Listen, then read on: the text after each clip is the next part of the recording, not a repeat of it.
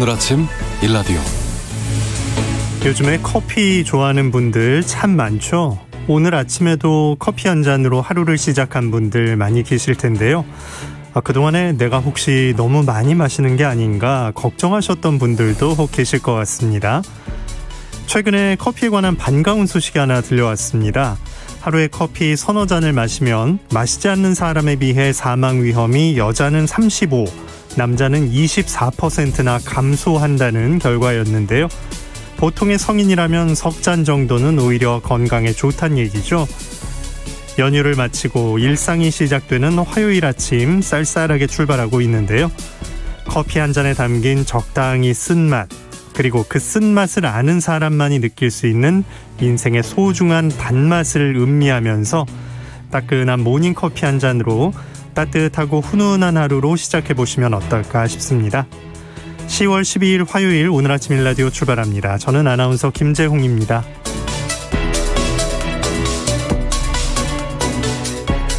오늘 아침 일라디오 여러분과 함께 만들어가는 시간입니다. 방송 들으시면서 단문 50원, 장문 100원 드는 유료 문자 샵 9730 이용하실 수 있고요. 유튜브에서 KBS 일라디오 공식 채널 검색하고 들어오셔서 채팅창에 의견 남겨주셔도 됩니다. 그리고 콩 어플리케이션으로 일라디오를 보이는 라디오로 함께 하실 수 있습니다. 오늘도 퀴즈로 문을 엽니다. 새농퀴. 퀴즈 정답 보내주신 분들 가운데 20분 추첨해서 선물 드리고 있는데요. 지난주에 이어서 이번 주도 농촌진흥청에서 제공하는 웰빙 혼합 잡곡 세트, 아포가토 커피와 케이크 모바일 쿠폰 등 좀 더 풍성한 선물 드리고 있으니까요. 잘 들어보시고요. 정답 보내주시기 바랍니다. 이번 주 새농퀴 두 번째 힌트 지금 나갑니다.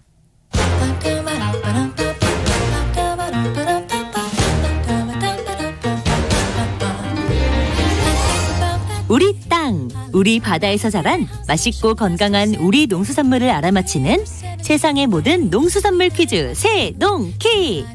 안녕하세요. 퀴즈 내는 성우 한희정입니다. 오늘은 나태주님의 시로 한번 시작해 볼까요?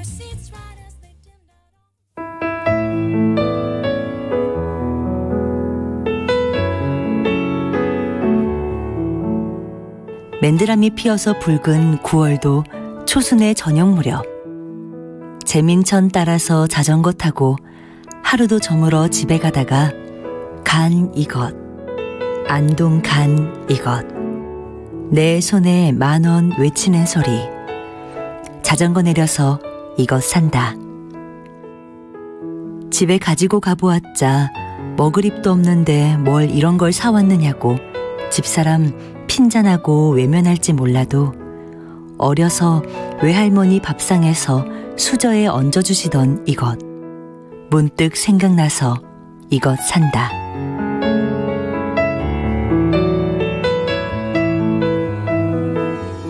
가시를 곱게 발라 수저에 먹기 좋게 올려주시던 어머니, 할머니 생각에 잠시 마음이 먹먹해지네요. 경상북도 안동지방에서는 시에도 등장한 소금으로 염장 처리한 이것이 유명한데요. 오늘은 한창 마시던 가을 이것, 정말 먹고 싶어지네요. 이것은 무엇일까요? 정답 아시는 분들은 단문 50원, 장문 100원이 드는 유료 문자 샵 9730으로 보내주세요. 20분께 행운의 선물 드리겠습니다.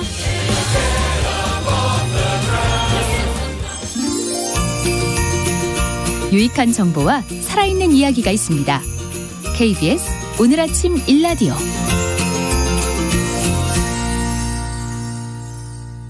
농수산 뉴스로 이어갑니다. 한국농어민신문 이진우 기자와 함께합니다. 안녕하십니까?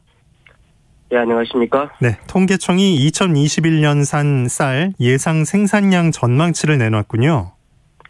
그렇습니다. 통계청이 최근 2021년산 쌀 예상 생산량이 383만 톤 가량, 그러니까 정확히는 382만 7천 톤 가량이 될 것이다, 이렇게 밝혔습니다. 한국농촌경제연구원이 지난 10월 쌀 관측에서 추정한 것보다는 10,000톤 조금 넘게 늘어난 수치인데요. 농경연의 단수 추정치는 시바르당 521kg이었고요.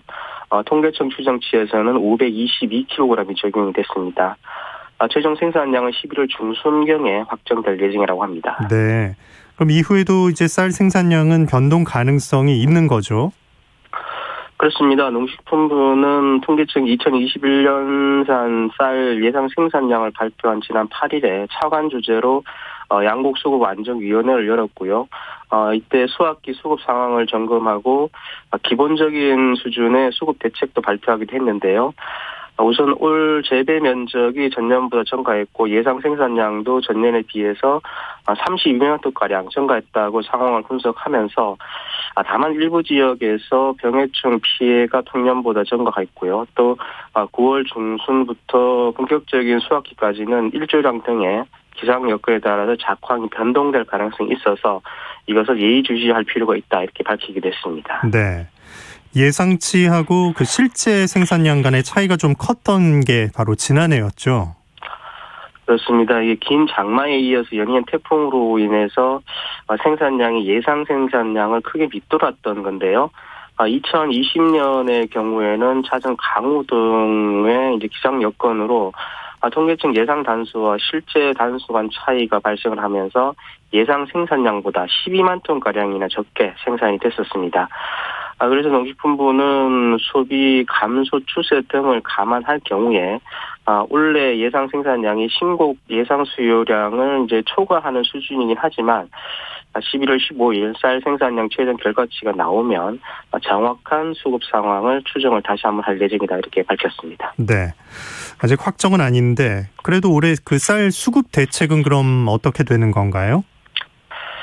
쌀 생산량이 많을 것이라면 일부 지역에서는 조기에 시장 격리를 요구하고 있는 지역도 있습니다만은 일단 농식품부 입장은 기본적인 입장만 지금 나와 있는 상황입니다. 쌀 수급 안정을 위해서 농민들에게는 안정적으로 벼를 출하할 수 있도록 쌀값이 급등락하지 않게 관리하겠다 이런 건데요.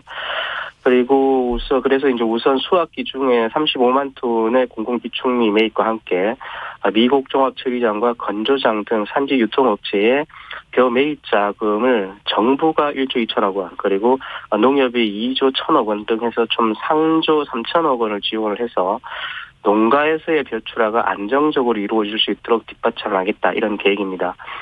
물론 미국 종합처리장이나 건조장에서는 이 돈을 갚아야 하고 등급에 따라서 이자도 일부 내야 하기도 합니다. 네.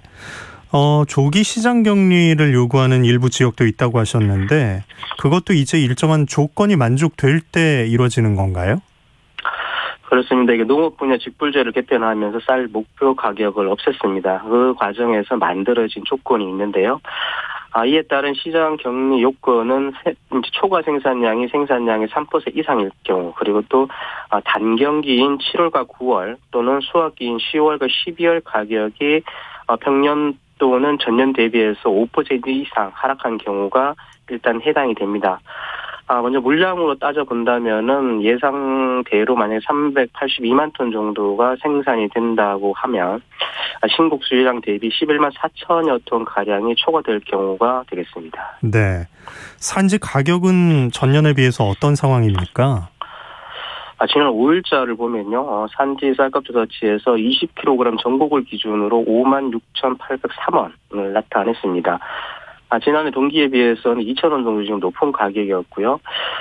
이에 대해서는 물론 2020년산 쌀이 이제 부족 현상을 보였고 또 수확 초기의 가격 조사치는 이게 물량이 적은 조생종 그리고 상대적으로 가격이 비싼 경기권에서 생산된 쌀에 대해서 이제 대체적으로 이제 조사가 된다는 점 때문이다 이런 분석도 있는데요. 어쨌든 지난해 수확기 가격이 평균 54,121원이었던 점을 감안을 하면 5% 하락 기준을 적용을 하게 되려고 하면은 51,400원대 이제 미만으로 가격이 좀 떨어져야 되는 상황이기도 합니다. 네. 현장 농민들은 이제 그 금액을 보고 있을 텐데 그 곧바로 시장 격리로 이루어질 거라고 생각을 하면서요. 실제로 어떻게 될까요? 그런데 이제 그간 단 한 번도 이 시장 격리가 쉽게 이루어진 적은 없었다. 이런 말씀을 먼저 드려야겠고요. 또 기준대로 초과 생산량이 발생하거나 아니면은 가격이 떨어진다고 하더라도 관계부처 협의 그리고 다시 양곡수급위원회 논의를 거쳐서 결정할 계획이라는 게 지금 현재의 농식품부 입장입니다. 다만 농식품부도 수확기 초기 쌀값이 상승한 이유에 대해서는 초기 햅쌀 수요, 그리고 또 지난해 작황 부진 영향 등이 있다고 이렇게 분석을 했고요. 전체 재배 면적의 91.5%를 차지하는 중만생종이 본격적으로 출하되기 시작하면 일부 조정될 것으로 전망된다고 밝히긴 했습니다. 네. 자, 수산 분야 얘기 좀 나눠보죠. 올해부터 수산 분야 공익직불제가 시행이 되고 있는데 여기에 대한 개편 요구가 있다고요? 그렇습니다. 최근 국회 농림축산식품해양수산위원회가 해양수산부를 대상으로 국정감사를 실시를 했고요. 이 국정감사에서 서귀포가 지역구인 위성권 더불어민주당 의원이 원래부터 시행되고 있는 수산공익직불제에 대해서 개편을 요구하고 나섰습니다. 위성권 의원에 따르면은 해양수산부에서도 이제 새로운 대안을 마련하고 있는 상황인데요. 조건 분리 경영 이양, 그리고 수산자원 보호, 친환경 수산 생물 생산 직불제, 이렇게 지금 구분이 되어 있는 직불제를 선택형과 기본형으로 나누고요. 선택형에는 경영 이양 수산 자원 보호, 친환경 수산물 생산 직불, 그리고 또 기본형에는 조건 분리 지역 직불제에 더해서 영세어가 직불제를 신설하는 것을 검토하고 있다고 합니다. 네, 실제 대안을 검토하고 있다니까 수정이 될 것 같긴 한데 시행하면서부터 이제 개편안 검토를 하는 셈이네요. 그렇습니다. 그런데 이게 이렇게 나눠도 문제가 된다는 게 위성권 위원의 지적이었는데요. 전체적으로 예산이 보편적으로 지급되는 것이다, 이렇게 볼 수 있는 조건 분리나 영세어가 직불보다 선택형에 훨씬 더 많이 지급된다는 게 문제라는 겁니다. 그래서 기본형에 추가로 어민이면은 누구나 받을 수 있는 어민 직불, 그리고 또 어선을 가지고 있으면 누구나 일정 정도를 받을 수 있는 어선 직불을 신설을 하고요. 또 선택적으로 총후용 어획량 제도나 아니 감척 등과 같은 이런 행정 행위에 동의를 할 경우에 주는 선택형을 만드는 것이 새로 구성돼야 한다는 게 이렇게 위성권 의원이 제안한 내용이었습니다. 네, 이 제안도 잘 좀 검토를 해줬으면 좋겠네요. 농수산뉴스 한국농어민신문 이진우 기자와 함께했습니다. 고맙습니다. 감사합니다.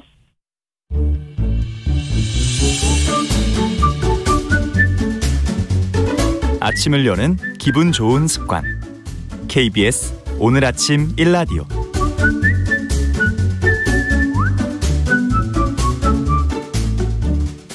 도시농부들을 위한 텃밭 가이드 수원 씨앗도서관 박영재 관장과 함께합니다. 안녕하십니까?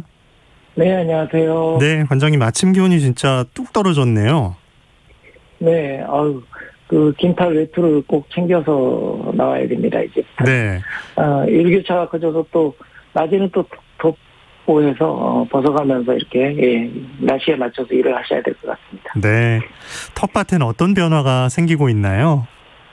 아직 서리가 내리지는 않았지만, 텃밭 잡초의 하나인 한련초가 제일 먼저 죽었습니다. 더운 날씨에 잘 자라는 잡초라, 일교차가 커지면서, 제일 먼저 이렇게 까맣게 냉해를 입어 죽은 것을 볼 수 있었습니다. 한련초는 이름이 비슷한 한련화와 다른 것입니다. 한련화는 꽃도 노란색, 주황색, 붉은색 등으로 예쁘게 피어서 관상용으로도 좋은 텃밭 작물인데요. 꽃이나 잎을 먹을 수도 있는 종류에 속합니다.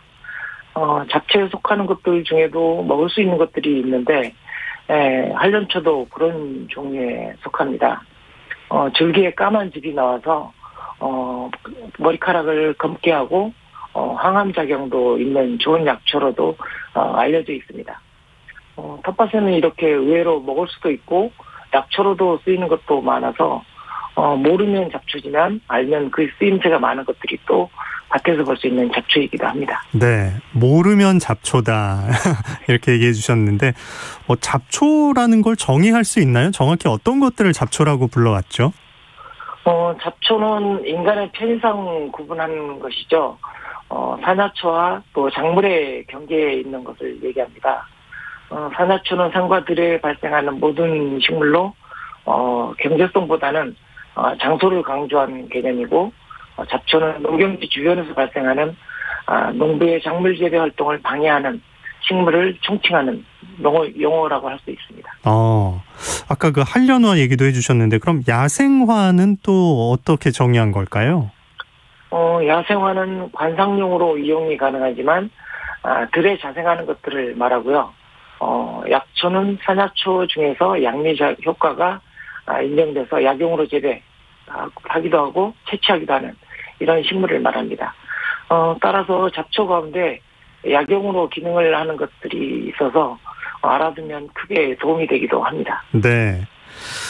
참 그 이름도 모를 잡초들이 밭에는 참 많은데 일단 우리가 그동안 좀 피해를 준다고 여겨왔던 그 부분에 대한 얘기 먼저 들어보죠. 네. 총 25만여 종의 식물이 있다고 해요. 이 중에서 2,000에서 3,000종 정도가 잡초로 간주되고 있는데요. 그 중에서도 농업에 큰 피해를 주는 것들은 전체 식물의 한 0.08% 정도라고 할 수 있는 200여 종에 속한다고 합니다. 앞에서 얘기한 한련초처럼 어쩌면 아직 그 쓰임새가 알려지지 않은 것들이 이렇게 잡초로 분류되고 있을지도 모릅니다. 야생의 식물을 기본으로 해서 우리가 재배하는 작물들이 탄생했으니 앞으로 어떤 야생의 잡초가 그 쓰임새가 알려져서 작물화 될지 알 수 없는 것입니다. 더구나 잡초는 생명력도 강하고 그 쓰임새가 알려진다면 재배의 어려움도 그만큼 덜 수 있지 않을까 이렇게 생각해 봅니다. 네. 잡초의 생명력이야 정말 그 혀를 내두를 정도인데 우리 텃밭 하면서 잡초가 물론 아주 보기 싫은 존재지만 좋은 점이 있다면 꼽아볼 수 있는 게 있나요? 네. 잡초는 비가 올 때 유실되는 토양을 잡아주는 기능을 합니다. 뿌리로 흙을 감싸고 또 물을 흡수하는 방식으로 토양이 유실되는 것을 막아줍니다. 산악각과 도로를 낼 때 절개면을 따라서 이렇게 잡초 씨앗을 파종하는 것도 그 이유가 되겠죠. 네. 또 EEJ라고 오랑캐는 오랑캐로 막는다는 이야기가 있듯이 잡초는 또 잡초로 막습니다. 이런 일은 특히 과수원에서 많이 볼 수 있는데요. 토끼풀이나 헤어리베이치와 같은 작물로 여타 잡초들을 막고 또 녹비 작물로 역할을 해서 토양의 질소를 공급하는 일석이조의 성과를 이룰 수도 있습니다. 네. 잡초를 앞으로 작물로 만든다 이런 생각하는 분들이 많을 것 같은데 그럼 진행 중인 것들도 많이 있겠네요. 네. 민들레, 고들빼기, 취나물은 생으로 먹거나 농축액, 김치, 장아찌, 피클로 이미 작물화된 잡초에 해당합니다. 또 쑥, 그리고 닭의장풀, 달개비라고도 하죠. 질경이도 차로 이용되어 작물화가 진행 중에 있습니다. 네. 예전에 흉년이 나거나 전쟁과 같은 시기에 구황작물로 식량을 대신했던 식물들의 최근에 이제 별미 음식으로 각광을 받고 있기도 하고요. 조선시대에 쓰여진 농서에 기록된 구황식물만 하더라도 304종으로 이렇게 기록되고 있는데 피, 강아지풀, 쇠비름, 냉이, 달래, 돌나물 등 우리 식탁에서 찾아볼 수 있는 것들이 꽤 많습니다. 이 중에서 곤드레나 올방개와 같이 구황식물 가운데서 섬유소나 무기질과 같은 성분들이 알려진 것들도 차례차례 나오고 있습니다. 그 중에서 병풀의 성분을 약용화한 것이 있는데 마데카라고 하는 상처 치료제, 네. 개똥쑥을 이용한 말라리아 치료제, 그리고 쇠기름을 이용한 오메가3 건강식품 등 이미 상용화되어 제품으로 출시된 것들도 많이 있습니다. 약으로도 쓰고 조선시대에도 이미 구황작물로 300종을 기록을 해놓고 있었네요. 그러면 이 야생 식물을 이렇게 작물화하는 과정은 어떻게 되나요? 제 신석기 농업혁명 때 대부분의 이제 야생 식물에서 이렇게 작물화가 되었다는 얘기를 많이 하는데요. 그 이외에도 기존의 야생 식물이 작물화되는 과정은 식량으로의 가능성에 초점이 맞춰졌다고 이렇게 할 수 있다고 한다면 최근에는 작물화되는 과정은 이렇게 기능성이라든지 또 꽃 화해류와 같이 관상적인 역할 등 이런 것들을 좀 다양하게 검토해서 잡초의 기능이 재발견되고 있다고 보시면 될 것 같습니다. 야생의 식물에서 작물화가 더디게 이루어진 이런 작물들은 재배에 있어서도 야생의 모습을 그대로 보이고 있는 특징을 보여줍니다. 네. 이제는 뭐 꼭 먹기 위해서라기보다는 가지고 있는 기능과 또 보기 좋은 그런 것들을 찾아내고 있는데, 이런 야생식물을 그럼 재배한다면 어떻게 하는 게 좋을까요? 재배를 위해서는 파종하는 시기를 잘 맞춰줘야 합니다. 가을에 씨앗을 맺고 땅에 떨군 이후에 추운 겨울을 노지에서 그대로 보내야 봄에 싹을 틔울 수가 있습니다. 겨울에 씨앗 상태로 얼었다 풀렸다를 반복하는 과정에서 발화를 억제하는 물질들이 없어지고 따뜻한 봄 기운을 받아서 뿌리를 내릴 수가 있는 것이죠. 그래서 참치나 곰치, 산마늘과 같은 나물류와 그리고 곽꽃이라든지 목당과 같은 초하류에 이르기까지 이렇게 야생성을 갖고 있는 것들은 가을에 요맘때 이렇게 파종해야 합니다. 네. 야생성이 느껴진다면 이제 겨울을 나게 만들어야 하는 건데, 내 사정 때문에 내가 원해서 봄에 혹시 파종할 수도 있나요? 네, 봄에 이런 작물을 파종하려면 추나철이라고 해서 씨앗을 물에 불린 다음에 얼려서 파종해야 합니다. 지금 취나물 종류는 꽃을 맺어 씨앗이 익어가고 있는데요. 씨앗이 익어 솜털이 맺히면 밭에 이렇게 털어서 세갈키로 굵어줘서 겨울을 노지에서 보낼 수 있도록 해줘야 합니다. 야생초에서 잡초에서 작물로 그 쓰임새를 찾아가는 작물들이 이렇게 다양하게 있는데요. 하지만 아직 잡초의 리듬과 농사를 짓는 사람들의 봄에 보통 시작하기 때문에 이 농사 짓는 사람의 리듬이 맞지 않는 것이 있습니다. 사람이 이들 식물의 리듬에 맞춰줘야 이렇게 원활하게 재배가 가능하게 되었습니다. 네. 자, 청취자 질문 좀 소개해드리겠습니다. 관장님, 김옥주님께서 올해 처음으로 생강이 참 잘 됐는데 내년에 심을 종자 보관법 좀 알려주세요 하셨어요. 네. 생강은 얼면 안 되고 또 습기가 너무 없어도 안 되고 뭐 이런 문제가 있어요. 그래서 네. 수확량이 많으시면 큰 플라스틱 컨테이너 박스에 흙을 채우고 묻어서 보관하는 게 좋고요. 양이 조금이라고 한다면 냉장고에 비닐봉지에 구멍을 좀 뚫어서 이렇게 보관하시면 수분도 지키면서 얼지 않게 이렇게 보관할 수가 있습니다. 네. 1127님, 내년에 먹을 시금치 심을 시기는 언제일까요? 하셨는데요. 시금치는 이미 좀 파종을 좀 끝내셨어야 되는데 보통 영상 10도 정에서 잘 자라기 때문에 늦긴 했지만 지금이라도 파종을 하시면 이 겨울에 월동할 만한 에너지를 비축한 다음에 이 이듬해 봄에 시금치를 드실 수가 있게 될 겁니다. 네. 자, 텃밭 가이드 수원 씨앗도서관 박영재 관장과 함께했습니다. 고맙습니다. 네, 감사합니다.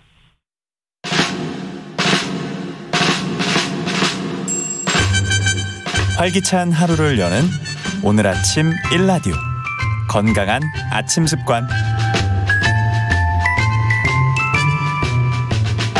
안녕하세요. 오늘 아침 힐링타임. 저는 필라테스 하는 방송인 양정원입니다. 잘못된 자세나 스트레스로 목에 통증이 있는 분들께 특히 좋은 목 앞뒤 스트레칭 함께 해보실까요? 자, 먼저 머리를 앞으로 지그시 숙여주세요. 손이 자유로우신 분은 양손을 깍지 끼워서 뒷머리에 대고 뒷머리를 지그시 누르면서 양쪽 팔꿈치는 살짝 앞으로 모아주세요. 이때 등은 굽히지 않고 고개만 천천히 숙이고 호흡은 밖으로 내쉽니다. 하나, 둘, 셋, 넷, 다섯. 자, 이번에는 고개를 뒤로 젖혀볼까요? 손이 자유로우신 분은 양손을 깍지 끼고 등 뒤로 팔을 쭉 뻗으며 고개를 천천히 뒤로 젖힙니다. 이때 목, 어깨, 척추 등 근육이 전체적으로 당기는 느낌으로 동작을 반복해보세요.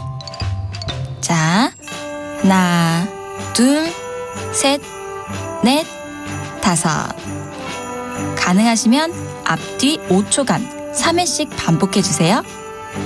오늘도 여러분의 건강한 하루를 응원합니다. 저는 양필라 양정원이었습니다.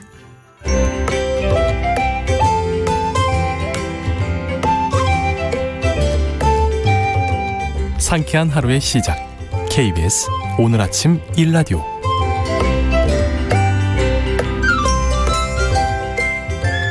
이번 순서는 민족문화콘텐츠연구원 박재희 원장이 전하는 고전으로 세상 읽기 시간입니다. 함께 들어보시죠. 안녕하십니까. 고전의 대문 박재희입니다.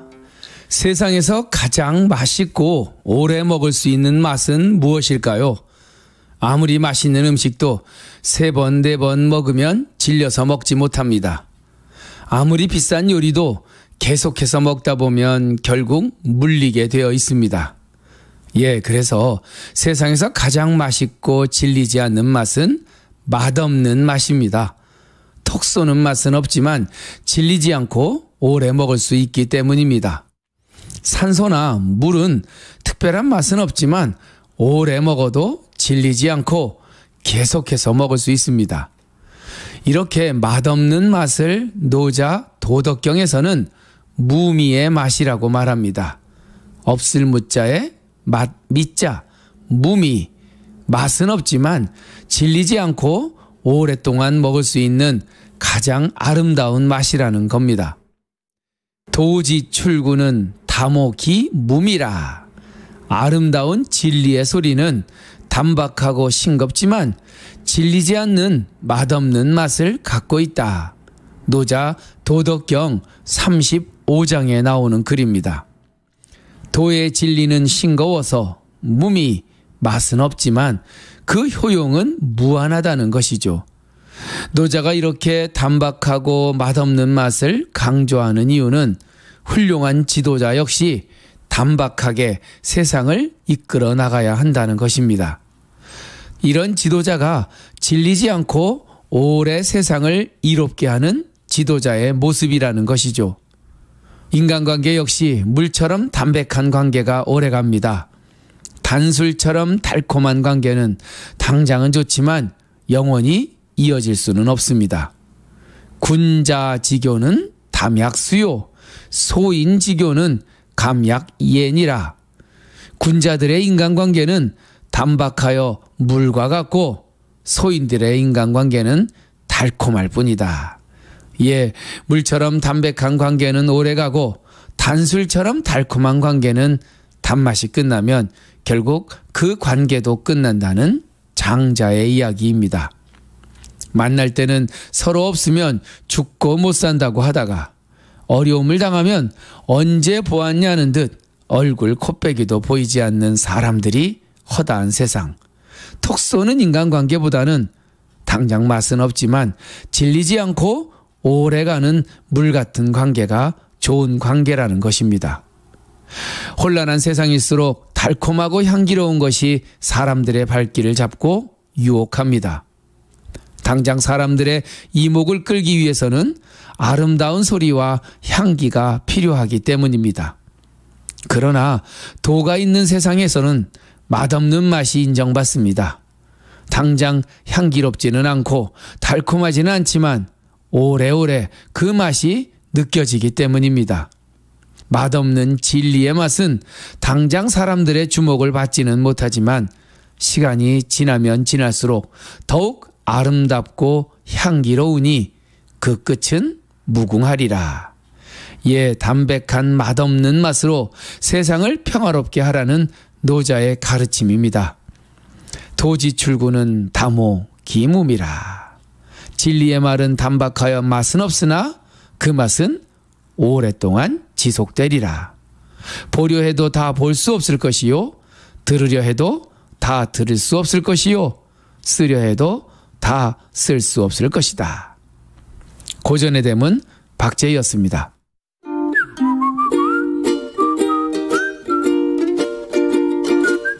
오늘 아침 일라디오 김재용 아나운서의 진행으로 듣고 계십니다.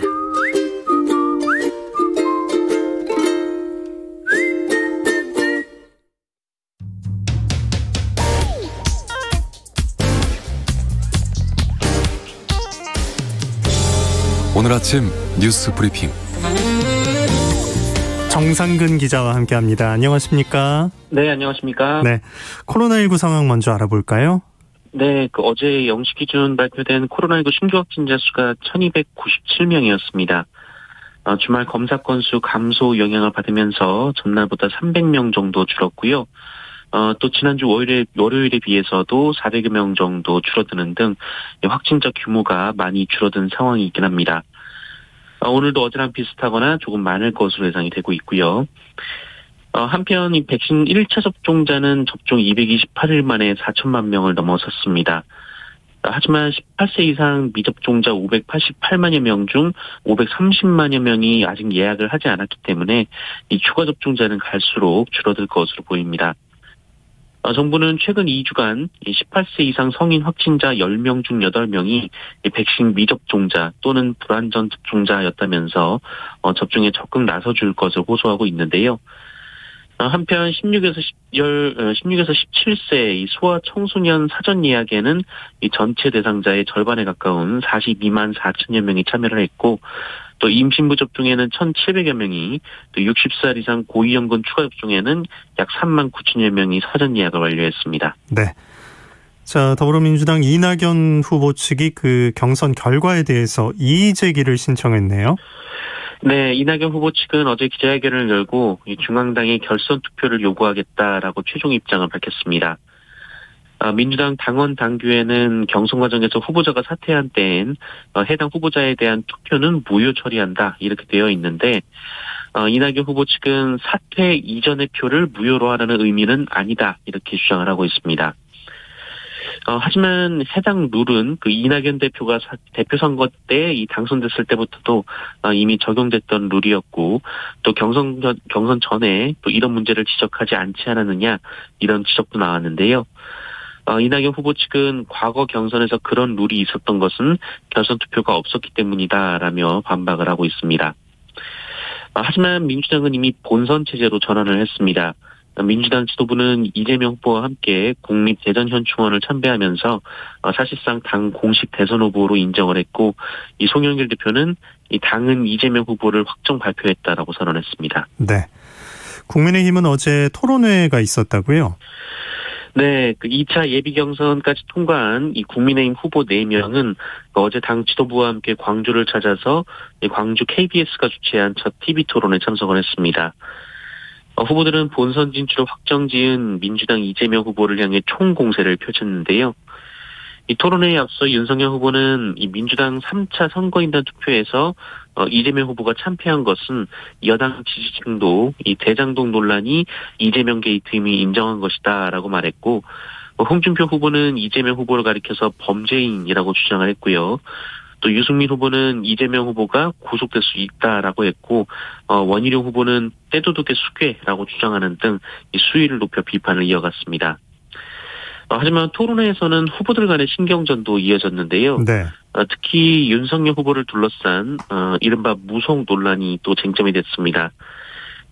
유승민 후보는 윤석열 후보가 추천한 이 정법 강의를 보면 손바닥이 빨간 이유가 에너지가 나가기 때문이다. 뭐 이런 좀 얼토당토하는 강의를 하고 있다. 이렇게 비판을 했고, 이에 윤석열 후보는 자신이 이 칼 같은 이성과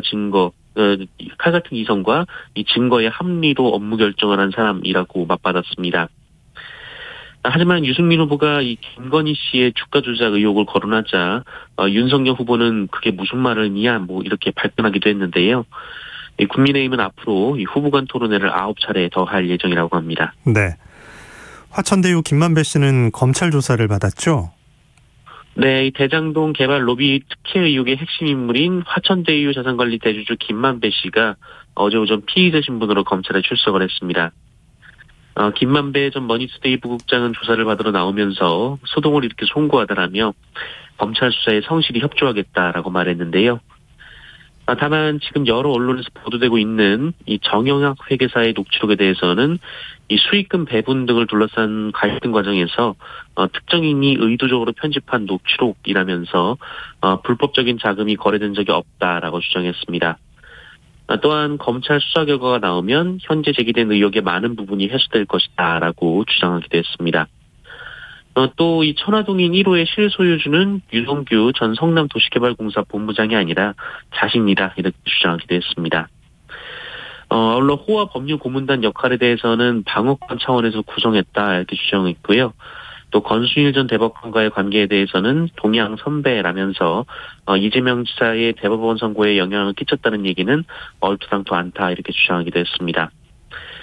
곽상도 의원 아들의 이 50억 원 퇴직금에 대해서도 곽상도 의원 아들이 일을 하면서 재해를 입었다라면서 회사의 상여금, 퇴직금 분배 구조와 틀 속에서 정상적으로 처리한 것이다 라고 말하기도 했습니다. 네. 장제원 의원 아들은 구속영장 실질심사를 받는다고요? 네, 집행유예 기간에 무면허 운전을 하다가 음주 측정을 거부하며 경찰관을 폭행한 혐의를 받는 래퍼 장영준 씨가 오늘 구속 전 피의자 신문을 받습니다. 이 장영준 씨는 지난달 18일 오후 10시 30분쯤 이 서울 서초구에서 이 자동차를 몰다가 다른 차와 접촉사고를 내고 이 출동한 경찰관의 음주 측정 요구에 불응하며 경찰관의 머리를 들이받았습니다. 경찰은 장 씨를 현행범으로 체포하고 이달 1일 이 장영준 씨에게 도로교통법 위반과 상해, 공무집행 방해 등의 혐의를 적용해서 사전 구속영장을 신청했고요. 검찰이 며칠 검토를 하다가 신청한 영장을 청구를 했습니다. 네. 자, 어제 전해주신 그 특성화고 학생 사망 관련해서 교육부의 규제 완화 문제를 지적하는 사람들이 있네요. 네, 한겨레에 따르면 이 홍정훈 군이 다닌 학교는 이 전담 노무사도 없이 해당 업체에 대한 심사를 약식으로 진행했다라고 합니다. 교육부가 지난해 관련 지침 규제를 완화했기 때문인데요. 이 국민권익위원회가 이 지침을 다시 개선하라 이런 명령을 내렸지만 몇 달째 교육부가 조치를 취하지 않았다라고 합니다. 애초에 교육부가 바뀌기 전에 지침이 2017년 말에 이 지침이 바뀌었었는데 그 이유가 이 제주도에서 특성화고 현장 실습생 이민호 군이 숨진 것이 원인이었습니다. 워낙 기본이 안 된 업체가 저렴한 인건비로 노동력을 이용하기 위해서 학생들의 현장 실습을 신청하는 일이 많았기 때문에 앞으로 노무사가 그 해당 회사에 대한 현장을 실시하는 등 그 요건을 까다롭게 하기로 했던 겁니다. 그런데 1년 만에 이 교육부가 이 규제를 완화했다라는 것이죠. 네. 참여기업은 이 노무사의 현장 실사 없이 학교 심의만으로 선정이 가능하고 또 4대 보험 가입도 필수 조건이 아니게 됐습니다. 기업 규모 제한도 없어서 이 홍정훈 군이 다닌 업체처럼 이 영세한 요트 업체도 선정이 될 수 있었는데요. 이에 따라 지난해 현장 실습생 3명 중 1명이 이런 업체에서 현장 실습을 했던 것으로 전해지고 있습니다. 네. 자, 보험금을 노리고 여자친구를 살해하려 한 10대가 잡혔군요. 네, 지난 9일 이 전남 화순군의 한 펜션에서 만 19세의 여자친구를 만 19세의 이 남자친구가 선물을 숨겨놨다면서 산길로 유인을 했습니다. 하지만 그곳에는 이 남성의 친구인 또 다른 남성이 숨어 있었는데요. 피해자가 혼자 나타나자 준비한 흉기를 휘둘렀고 이에 크게 다친 여자친구가 가까스로 몸을 피했습니다. 그리고 그 비명 소리에 펜션 투숙객들이 경찰에 신고를 했는데요. 경찰 조사 결과 이 보험 설계사인 이 남성 A 씨가 지난 5월 이 여성 B 씨에게 채팅 앱으로 접근을 했고 이 사귀는 사이가 되자 5억 원의 상해 사망보험에 들어서 그 보험금 수령인을 자신으로 지정을 했습니다. 그리고 고등학교 친구 2명도 범행에 끌어들였다라고 하고요. 이들은 유인과 살해, 도주 등 치밀하게 범행을 계획했는데 경찰은 현장에서 A 씨와 흉기를 휘두르고 차량